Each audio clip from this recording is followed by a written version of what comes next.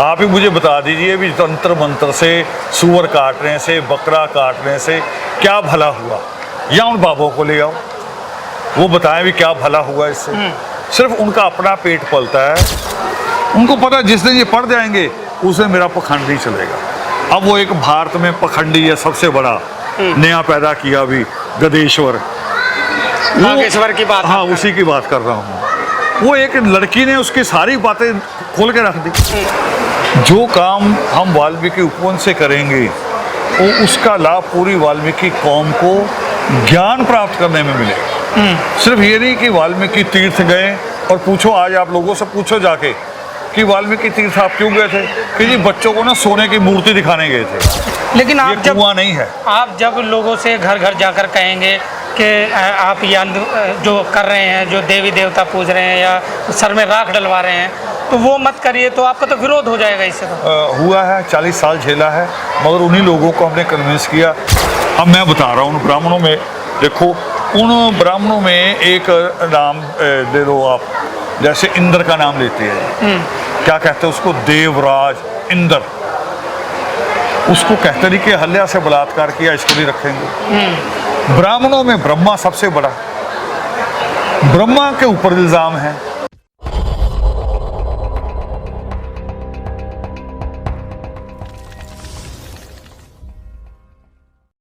नमस्कार, मैं सुनील अंजाना, जागो समाज चैनल में आपका स्वागत करता हूं।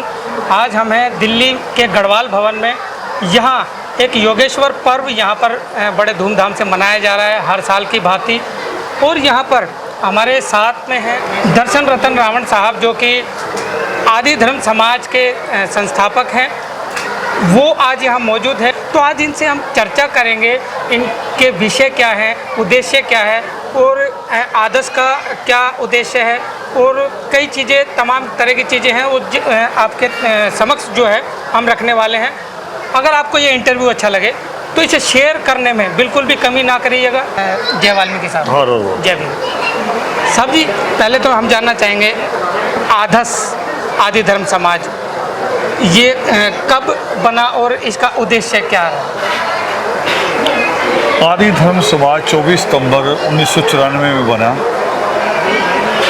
बहुत सारी विसंगतियों के बीच में से, बहुत सारे संघर्ष में से, और मगर बना मैं उस वक्त ये खूबसूरती कि उस वक्त तक हम अपनी कौम की ज़रूरतों को समझ चुके थे। आपका जो दूसरा सवाल है कि उद्देश्य क्या है जी। हमारा उद्देश्य है आदर्श को एक बहुत बढ़िया समाज के रूप में उसका निर्माण करना, जिस समाज का निर्माण हमारे नेता और संत नहीं कर रहे। हमारे नेता इनको पार्टियों में बांट रहे हैं, संत पंथों में बांट रहे हैं।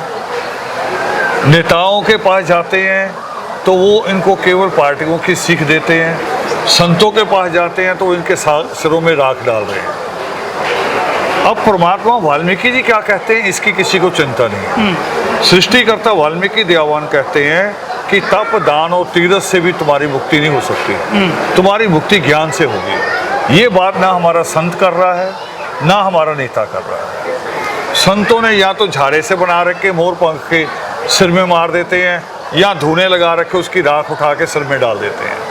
कौम सवाल नहीं कर रही भी इससे क्या लाभ होगा, इससे कौम का सुधार कैसे होगा। चलिए, हम आपसे सवाल कर रहे हैं, आखिर ये जो आपने बताया कि सर में राख डाल रहे हैं, इससे क्या भला होता है, या इससे क्या कोई नेगेटिव या पॉजिटिव क्या होता है इससे? इसका भलाई का तो कोई सवाल ही नहीं। और राख चाहे उससे साइंटिफिक तरीके से लो, और राख को चाहे आप सामाजिक तरीके से लो, दोनों तरफ से नेगेटिव है। साइंस के लिहाज से वो हानिकारक है, सिर के खुले मुसाम के अंदर डालना वो हानिकारक है। और सामाजिक तरीके से तो समाज में कहा जाता है कि जिसके सिर में राख पड़ गई उसकी समाज में कोई इज्जत नहीं रही। तो ये काम हमारे संत कर रहे हैं। लेकिन साहब जी, वो भी तो समाज का भलाई कर रहे हैं, कम से कम वो अपने मंत्र तंत्र के द्वारा जो है वो उनको झाड़ा लगा रहे हैं, जो भी आप कह रहे हैं, और सर में राख डाल रहे हैं। तो इससे मतलब आपको आपत्ति क्या है? नहीं, आप कैसे भला कह सकते हो? आप ही मुझे बता दीजिए भी तंत्र मंत्र से, सूअर काटने से, बकरा काटने से क्या भला हुआ, या उन बाबों को ले आओ, वो बताएं भी क्या भला हुआ इससे। सिर्फ उनका अपना पेट पलता है, कोई एक पीस भी कोई ना देवी उठाती है ना बाबा उठाता है, और यही ले जाते हैं जिनको महंत सियाना बयाना आप लोग कहते हैं। इनसे पिंड छुड़ा के लोगों का जो जोर है वो शिक्षा से जोड़ने की जरूरत है, स्कूल से जोड़ने की जरूरत है। और इसीलिए ये पढ़ाई की बात नहीं करते। आज तक एक भी ऐसा बाबा ढूंढ के बता दो, वाल्मीकि कौम में नहीं, पूरे देश में, जो कहता कि जाओ पहले अपने बच्चों को पढ़ाओ। उनको पता जिस दिन ये पढ़ जाएंगे उस दिन मेरा पखंड नहीं चलेगा। अब वो एक भारत में पखंडी है सबसे बड़ा नया पैदा किया भी, गदेश्वर, बागेश्वर की बात। हाँ, उसी की बात कर रहा हूँ। वो एक लड़की ने उसकी सारी बातें खोल के रख दी। उसने कहा कि ये सारी बातें आप कला से, अपनी प्रैक्टिस से सीख सकते हैं। दूसरे की मन की बात पढ़ना, मोबाइल का कोड ढूंढ लेना, ये बातें आम है। और बाबा उसको अपना चमत्कार बता रहा है। इतना चमत्कार है तो कश्मीर समस्या हल कर दे, जो खालिस्तान की बात करते हैं उनका मसला हल कर दे। मणिपुर में औरतों को नंगा घुमाया गया, वहाँ की बात बाबा करे। उन जालिमों को यहीं से मंत्र मार के उनको सजा दे दे। वहाँ तो होता नहीं ऐसा बाबा कोई। वहाँ कानून की, बाबा साहब अम्बेडकर के कानून की बात आती है। अगर आपने जागो समाज चैनल को सब्सक्राइब नहीं किया है तो जल्द कीजिए। वहाँ ये बात नहीं करते। और फिर कानून की बात करें, आज अगर वाल्मीकि कौम के कुछ बच्चे पढ़ लिख रहे हैं या कुछ अच्छी पोस्टों पे है, या आप ये माइक उठा के चल रहे हैं, इसका अधिकार बाबा साहब अम्बेडकर ने लेके दिया। हमें ये अधिकार नहीं होता। और बाबा साहब अम्बेडकर की बात बताओ, हमारा कौन सा बाबा करता है? बाबा साहब अम्बेडकर ने क्या कहा? उन्होंने नहीं कहा बकरा, सूअर, मुर्गा देने को। उन्होंने कहा क्या? शिक्षित होना, संगठित होना, संघर्ष करना पड़ेगा। वही लाइन आज आदर्श लेके चल रहा है। अभी जो आपने उपवन का जो निर्माण किया, आखिर ये वाल्मीकि उपवन है क्या, और इससे क्या समाज में क्या मतलब इससे जागृति के लिए आप काम कर रहे हैं? वाल्मीकि उपवन वैसे ही है जैसे दरबार साहब है, और यहाँ भी है उनका। दो गुरुद्वारे अगल बगल ही हैं, बंगला साहब भी, रकाबगंज भी। 5 तख्त हैं उनके अलग अलग जगह पे। और जहाँ दरबार साहब है उसके बगल में भी बुड्ढा बाबा बुड्ढा भी है, शहीदां वाला भी है। हर जगह से अपने अपने काम होते हैं। जो काम हम वाल्मीकि उपवन से करेंगे वो उसका लाभ पूरी वाल्मीकि कौम को ज्ञान प्राप्त करने में मिलेगा। सिर्फ ये नहीं कि वाल्मीकि तीर्थ गए और पूछो, आज आप लोगों से पूछो जाके कि वाल्मीकि तीर्थ आप क्यों गए थे, कि जी बच्चों को ना सोने की मूर्ति दिखाने गए थे। ये है वाल्मीकि उपवन में फर्क।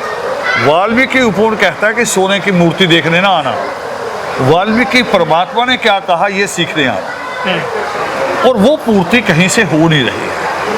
किसी जगह भी आप चले जाइए, यहाँ दिल्ली में भी बड़े बड़े आश्रम हैं, लोग जाते हैं, बच्चों को लेके जाते हैं, नई बहू आती उसको लेके जाते हैं, मगर अपने आप ही जाते हैं बेचारे, अपने आप ही मत्था टेक के आ जाते हैं, या बाबों से चढ़ावा चढ़ाते हैं और फिर सिर में राख डलवा के आ जाते हैं। वाल्मीकि उपवन ये नहीं होगा। वाल्मीकि उपवन कहेगा कि अब मत्था टेक लिया, अब बैठ जाओ। जिस चीज़ को झुकाया उस चीज़ में ज्ञान डालो।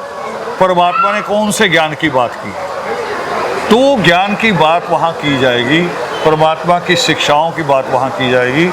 और वहाँ सबसे बड़ी बात, एक बड़ा लाइब्रेरी और खोज केंद्र बनेगा, जिसमें बच्चों को शिक्षा की तरफ मोड़ना है, और जिसमें हम बच्चों को जो हमारा इतिहास तोड़ा मरोड़ा गया है जी, और अब बहुत जल्दी से हो रहा है, 2014 के बाद बहुत जल्दी से तोड़ा मरोड़ा जा रहा है, उस सही इतिहास को वहाँ से विद्वानों द्वारा सेट करके बच्चों को दिया जाएगा। जी।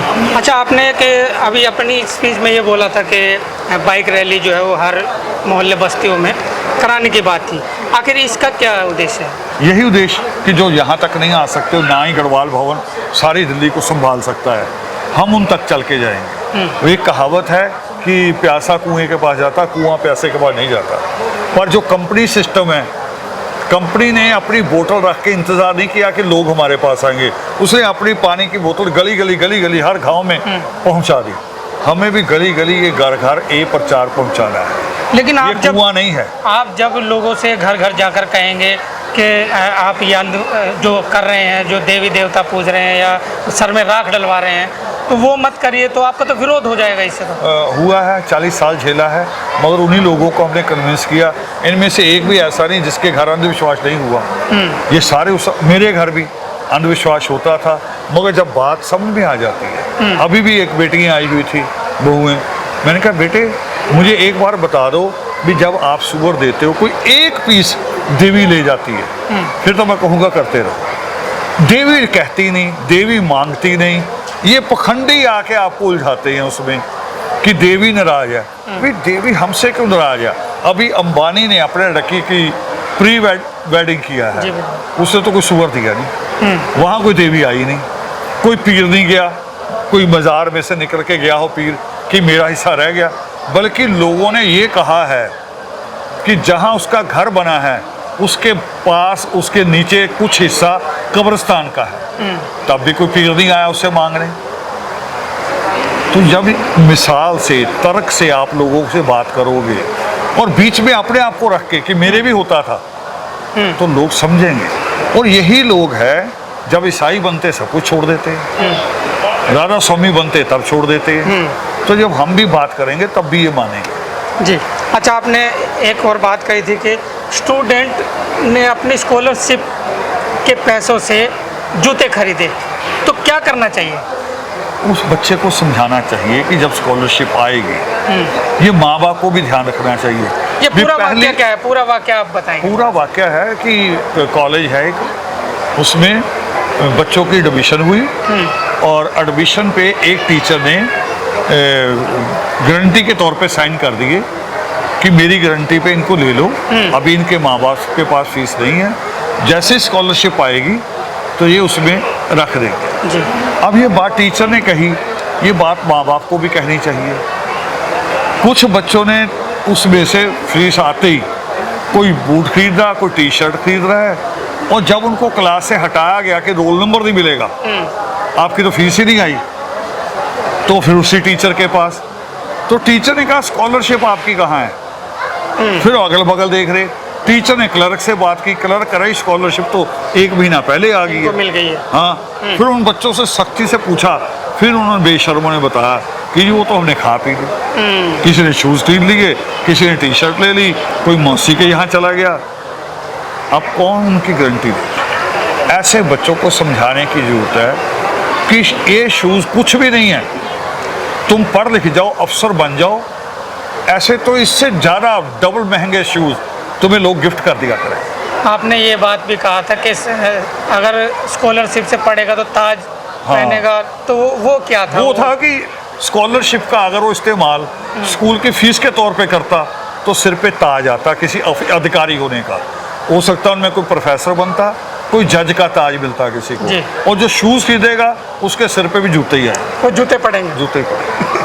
तो ये आपका सबको जो है ये चीज़ बात जो है बड़ी पसंद आई थी। जो आप संतों की बात कर रहे थे साहब जी के, संत जो है भ्रांति फैलाते हैं, लेकिन क्या सभी ऐसे होते हैं या कुछ सही भी होते हैं? अगर कोई सही है ना, साहब की लिस्ट मेरे पास नहीं है, मैं कहता हूँ अगर कोई सही है तो वो हमारे वाला काम क्यों नहीं करता, जल्दी निपट जाए। कोई करते हुए बता दो मुझे, कोई कर रहा हो, कोई ऐसा योगेश्वर पर्व करता हो, योगी माँ पर्व करता हो, कोई किसी बस्तियों में जाता हो। हाँ, कहाँ जाते हैं? कुंभ पे। अभी कल परसों आज ही अपनी कौन सा दशहरा, वहाँ जाएंगे, है ना, तिलक लगा के आगे बैठेंगे और हिंदू संत उतरेंगे कारों से, भाग के उनके चरण छुएंगे हमारे संत। उनको हमारी बस्तियों में जाके काम करना चाहिए, चरण छूने की जरूरत नहीं है, वो संत है, वो हमारे बच्चों को कान से पकड़े, कहें, उनके भगवे का असर होगा कि चलो स्कूल चल रहा है। किसी संत ने किया तो बताओ, मैं उसके आगे नतमस्तक होता हूँ। अच्छा, आपको क्या कह सकते हैं? संत कहें, बाबा कहें, महाराज कहें, क्या कहें आप?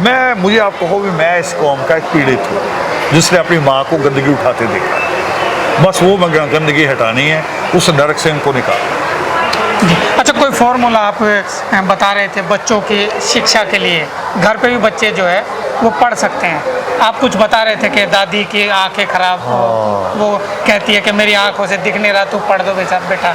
क्या था वो वाकया? वो फिल्म के सीन है, पुरानी तमाम फिल्मों में मिलेंगे कि दादी नई बहू को कहती थी मुझे ना दिख नहीं रहा, भी शादी से 2 दिन बाद ही तुम्हें क्या हो गया।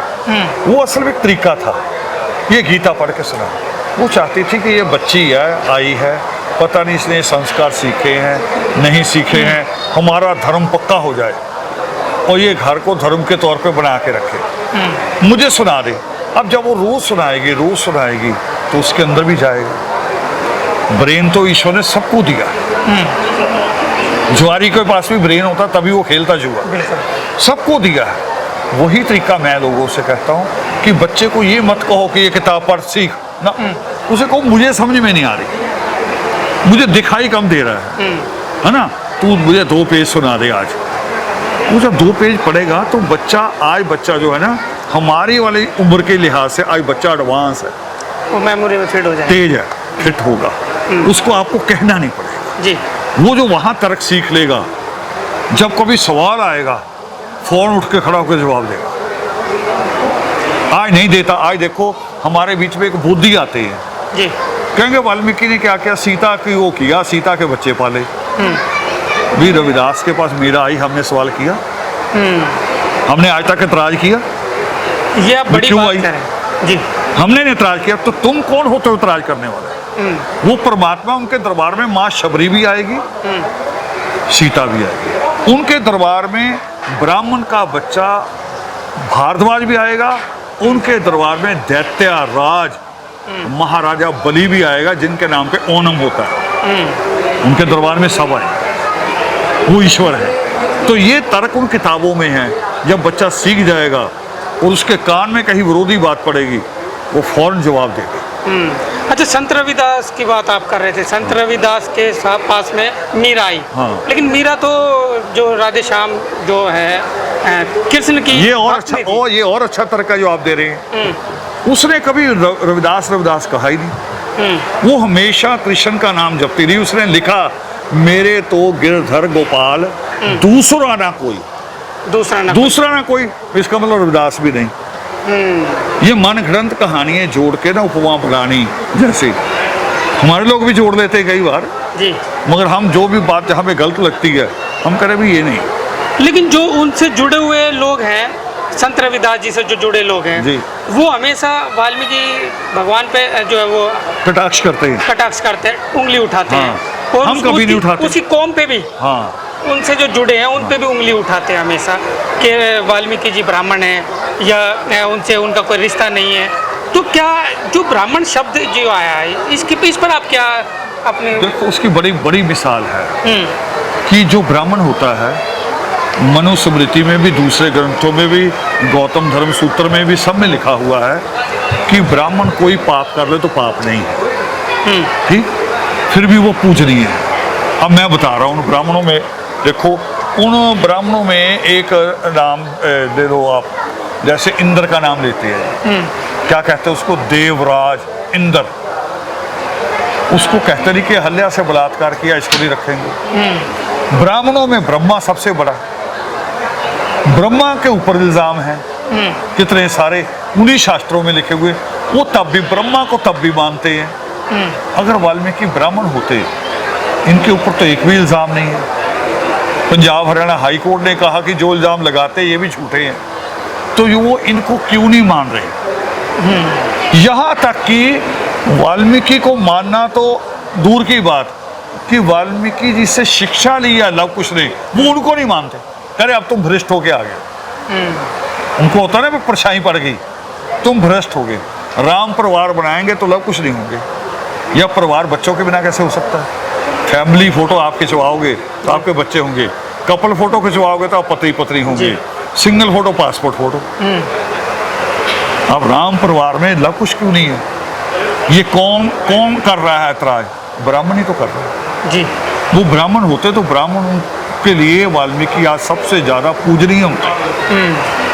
वो ना ब्राह्मण है ना वो शूद्र है, वो ईश्वर है और सच की बात करते हैं, सच से ब्राह्मण चिढ़ता है।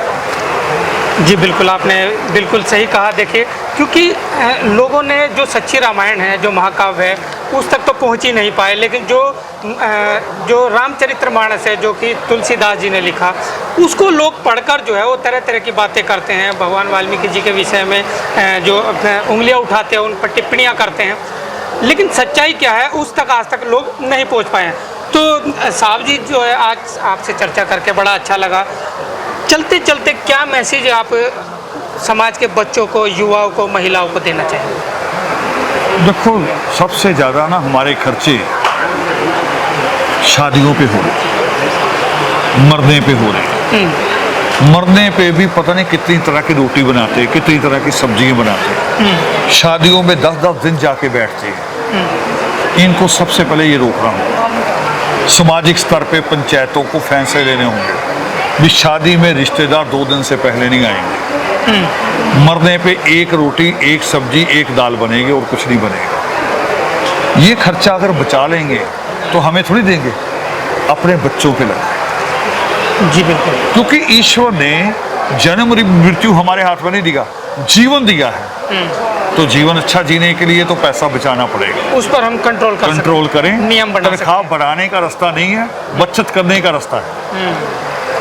अच्छा साहब जी, आप बाबा साहब के अभी तकरीबन आपने बाबा साहब के विषय में ही बताया, और लेकिन आपके पोस्टर से बाबा साहब गायब है, ऐसा क्यों? ये शब्द है योगेश्वर। योगेश्वर परमात्मा को नया नाम, योग वशिष्ठ उन्होंने लिखा जी।